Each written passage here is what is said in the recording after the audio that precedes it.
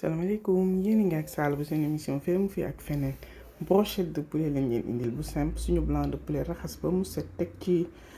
pied essuie-tout fomp ko ba mu fendi voilà gis nga ñu daggate ko daal di koy def ay dee rek gis nga voilà daggu brochette moom ñëpp xam nañ nu muy mel bu ko defee am nañ suñu blanc de poulet lu ñuy def mooy xorom daal ci laal tuuti épice Knorr daal di ci wis tuuti épice viande j'aime bien di jël épice viande di ko def ci épice poulet j'adore c'est bizarre mais j'adore def ci tuuti poobar benn kuddu marinade bu fa rek bu ko defee lu ñuy def tout simplement rek mooy ñëw pëccal ci lingom buñ ci pëccalee lingom ba pare nag lu ñuy def mooy ñëw laal ci some huile d'olive mooy rafetal suñu mariner bi gis nga ko bu ko defee ñu daal di yëngal voilà amalgamé ba mu yegg comme nu ngeen koy gisee noonu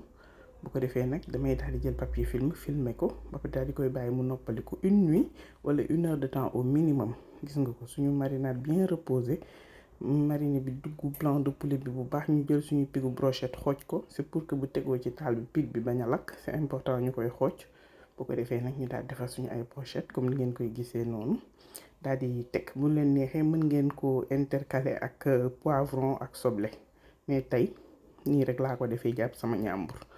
voilà ma daal di ñëw teg tuuti huile d'olive gis nga brochette bi ci poêle bi laa koy toggee à feu vif voilà gis nga boo ko defee mu daal di saisir nga retourner bu ko defee boo retourner jël desitu marinade bi badigeonné ko ci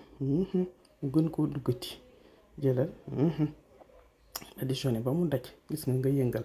da nga koy saisir rek blanc de poulet bi comme que dafa mariner bu baax pour saisir rek day daal di ñor ci saa si te boo ko toggee lu yàgg day dëgër donc da ngay saisir mu nooy nepp nga teggi voilà ñu daal di badigeonné waat comme ni ngeen koy gisee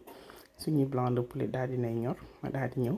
débarrasser def ko décoration bu ndaw benn salade bu simple voilà gis nga ko noonu daal di defar sama champignon à la crème comme ni ngeen koy gisee noonu daal di ko cay def